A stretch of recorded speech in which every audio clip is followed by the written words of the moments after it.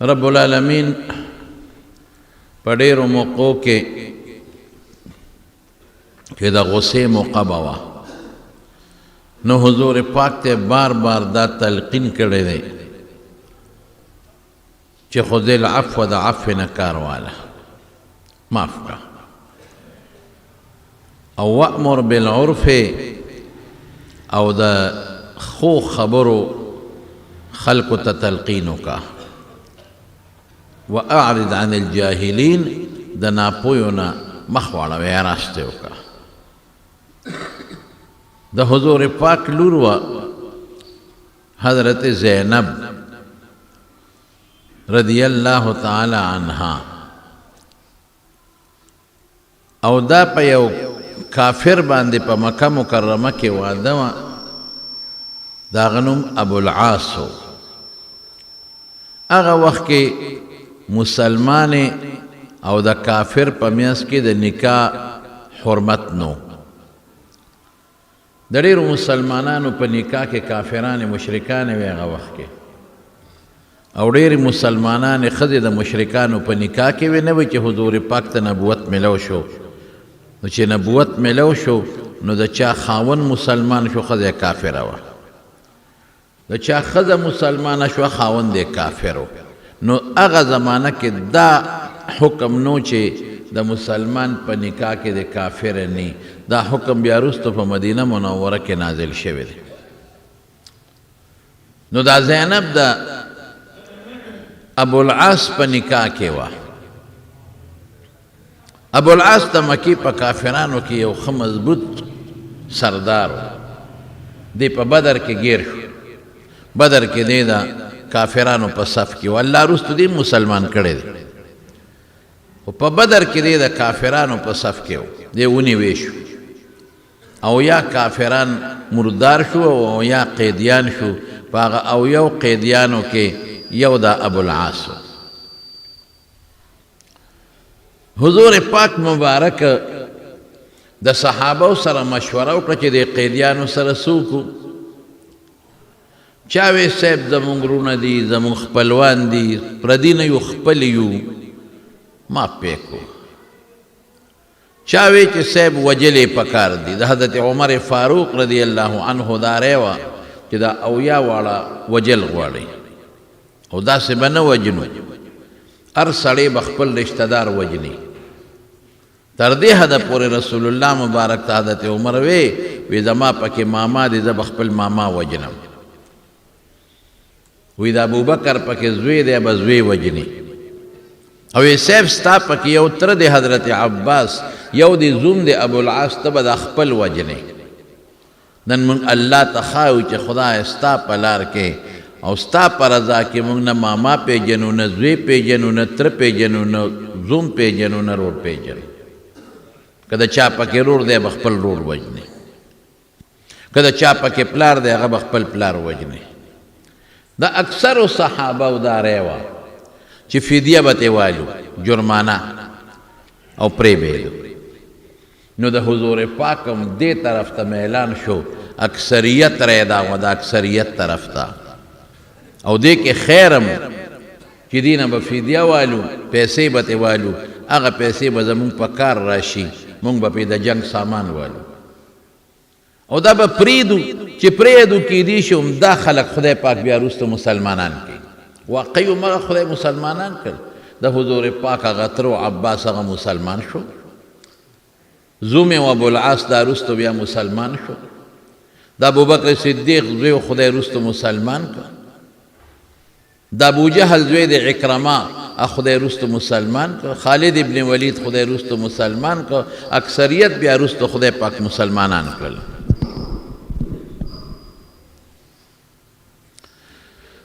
فدیه چې په کله مقرر کړه اوږده قصه ده چې ته به بل وخت درته وکړم خو مختصر ده یو ټکي درته وایم مصیبت دی یار یو ډور سپیکر ټیک نه شو ټیک شو ټیک شو فدیه چې کله مقرر کړه نو دی خپلوانو ته سوال جوابونه کې چې زمونږ فدیه راولېږي نو د ابوالعاص د حضور پاک زوم دی او ښځه د نبي علیه السلام لور ده. هغې ته مې تلا لاړه، هر چا د خپل قیدي د خپل رور پلار زوی فدیه راوړله او خلاصه به یې تبوته به. حضرت حضور پاک مبارک ته چې کله فدیه پیش کېدې، صاحب دا د فلان کی فدیه ده، اب یې واغېسته وی دې خوشې کې، دا د فلان کی فدیه ده، اب یې ته واغېسته جرمانه او دا خوشې کې، دا د فلان کی جرمانه ده، اب یې واغېسته دا خوشې کې. چې کله د ابوالعاص جرمانه ورته مخکې شوه او پیغمبر مبارک ورته وکتل، نو په ژړا شو، سترګو نه اوښکې روانې شو. هغه جرمانه کې په هغه فدیه کې د حضور پاک لور حضرت زینب یو امیل را لېږلی و. لور یې وه که نه د زوم یې و، امیل یې را لېږلی و او دا هغه امیل و چې د حضرت خدیجې رضی الله تعالی عنها امیل و. چې کله زینب ودېده او ناوې شوه، نو حضرت خدیجې د خپلې غاړې نه امیل اویست او زینب ته په غاړه کې واچو. بعد وخت کې مور لور له خپل کالې ورکوي، نو حضرت زینب چې فدیه را لېږله، نو هغه امیل یې په فدیه کې د پاسه یې ښودی. حضور پاک له یو اشاره ورکړله چې زما نه هم ته فدیه غواړې، زما د خاوند نه، نو چې کوم امیل ماله مور را کړی نو هم پکې واله. نو چې رسول الله مبارک ته د ابوالعاص فدیه مخکې شوه، نو سترګو کې اوښکې وبې دی. صحابه وی الله رسوله ته هغوی خو پوه نه و، صحابه وی د الله رسوله ولې ته پې خپې، که ته خپې زمونږ د ټولو د طرف نه اجازت دی چې د ابوالعاص دا فدیه به مونږ واپس کړو. وی نه په دې نه یم خفه، انصاف نه به کارلو، د نورو فدیه مو قبوله کړه، دا به قبلو، خو ما له جړه په بل څیز راله، ما ته خپلې لور یو اشاره را کړه چې بابا زما نه فدیه غواړئ نو واله. او چې کوم امیل ما ته د ناوېتوب په وخت کې د ما مور خدیجې د غاړې نستې وچولې او هم پکې واله، نو ما ته هغه وخت را یاد شو، هغه وخت چې زما دغه لور زینب ناوې کېدله، نو زما مشرې ښځې د غاړې نه امیل اویسته او هغې دې زینب ته په غاړه کې اچولې، دا هغه امیل دی. ما ته هغه وخت را یاد شو. و خدیجه رضی الله تعالی عنها ډېره زیاته خوښه وه، هغه زوړ وخت را یاد شو. نو که ستاسو خوښی دا نوره فدیه به ترې پاتې کړو، دا امیل به زینب ته واپس کړو. وی بالکل زمونږ اجازت دی، هغه امیل یې زینب ته واپس کړو. ابوالعاص ته وی تا پرېږدم خو په یو شرط، چې ته هغه وخت کې ستا او د زینب نکاح جایز وه، اوس منه ده، نو ته به مهرباني وکړې چې ته مکې ته لاړ شې، زما لور زینب به ماله راولېږې. هغه وی ټیک ده. قیدیانو ټولو فدیې ورکړې، لاړل، ابوالعاص هم لاړ. د شرط مطابق هغې ابوالعاص د حضور پاک لور زینب په یو اوښ باندې سوره کړه او د مدینې په لاره روانه کړه. په مکه کې یو کافر و، حبار ابن اسود، حبار د اسود زوی، چې هغه خبر شو، وی ښه وی پلارې زمونږ او یا کسان مړه کړل او لور به یې مونږ نه داسې دي. هغه ورپسې راغی او زیتوا یو مقام و د مکې نه بار، هغې کې دا زینب په اوښ سوره وه او په نیزه واله د حضور پاک لور او لاندې یې راوغورځوله. دا غریبه زخمیم شوه او په ګېډه ماشوم هغه هم پرېوته، لوی تکلیف ورته ورسېد. بیا خلکو حبارونه و چې نه ښځو ته موږ څه نه وایو،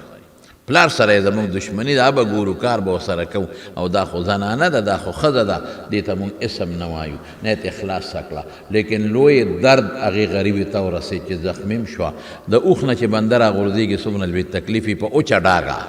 په کاڼو، او بیا بچې ته پرېوته، دا ځان له یو مسله ده. خیر مدینې ته ورسېده، خو حضور پاک ډېر دړمن و چې زنانو سره خو څوک ظلم نه کوي، دا خو زنانه وه، او بیا زنانه باندې یو سړی راځي او په نیزه پې غوزار کوي. زما لور ته خو ډېر لوی تکلیف ورسو. صحابو فیصله وکړه که دا حبار مونږ له کله هم په ګوتو راغی، د سره به مونږ ګورو، ځکه زمونږ د پیغمبر لورې په نیزه والې ده او د اوښ نه یې راغورځولې ده او ماشوم هم ترې پرېوتی دی. چې کله مکه مکرمه فتح شوه، او د مکې د فتح نه پس نبی علیہ السلام سره صحابه حنین او تاس ته لاړل او هغه علاقې فتح شوې نو د مکې نه بار یو ځای د جعرانه ورته وایي هلته نبي کریم صلی الله علیه وسلم لاړ او کېناست او غنیمتونه یې راغونډ کړل تقسیمولې اوس هم خلک جعرانې ته عمرې له ځي دغه ځای نه عمره کوي دې کې د حبار ابن اسود په اس باندې ډېر په تیزۍ راغی او د رسول الله مبارک مخې ته راودرېد او چې څنګه راغی بس صحابه ورته ځان تیار کړه چې دغه موږ له په ګوتو خدای راوست دا خو هغه ظالم دی چې د خو د پیغمبر مبارک لور په نیزه والې ده او په ځمکه یې غورځولې ده او ماشوم ترې پرېوتی دی دا چېرته پرېږدو خو چونکې رسول الله مبارک ته چې را مخامخ شو نو صحابه د پیغمبر نه بغیر بیا غزار نشو کولی نو رسول الله مبارک ته صحابه الله رسول هغه حبار هغه دی راغی مطلب دا دی چې ګوتو له خدای راوست هغه دی راغی نبی علیہ السلام وفرمیل ما ولیده ما لیدې دی غږ ورته مه کوې ما لی را پرېږدې نو رسول الله مبارک له راغی نو چې څنګه رسول الله مبارک له راغی نو حضور پاک ته څه وایي وی زه خو وتښتېدم مکه چې تا فتح کړه زه وتښتېدم ما وی راشه د عربو په ښارونو به ګرځې ما وی بیا مې وی چې عرب هم مسلمانېږي هلته هم ځای نشته بیا مې وی راشه د عجمو په ښارونو باندې وګرځه بیا مې اړه فیصله وکړه چې چرته هم نه ځم محمد ډېر صابره دی صلی الله علیه وسلم هغه له خدای ډېر صبر ورکړی دی او هغه ته چې څوک مخامخ ودرېږي نو معاف کوي او دا هغه نه هوښیار انسان هم بل څوک نشته زما سره به که زه مړ شم نو زما په مرګ د هغه څه زه دې مخ ته ولاړ یم او زه دې وخت کې ستا په مخ کې کلمې شهادت ویمه اشهد ان لا اله الا الله واشهد انک عبد الله ورسوله زه د دې خبرې ګوی کوم چې الله یو د شریک نه لري او ته د خدای پیغمبر رسول الله مبارک ورته وفرمایل وی د ړنه دا خبره کې وی بالکل د ړنه دا خبره کوم فورا جبریل راغی سعید عبدالله ابن جبیر رضی الله عنه وی جبریل راغی آیت یې راوړه خذ العفو د الله پیغمبره معافی نه کار واله الله اکبر وامر بالعرف او خلقو ته ښه څیزونه وښایه د شریعت احکامات وښایه خلق په دې پوه که چې خلق یو بل سره ښه سلوک کوي واعرض عن الجاهلین او که کم ناپویه دی هغه د سره د ناپوهتیا سلوک کوي هغه نه مخ اړوه پروا مه ساته وی زه معافي بچی معافي وی ما ډېر ظلم کړی دی ستا لور سره کړی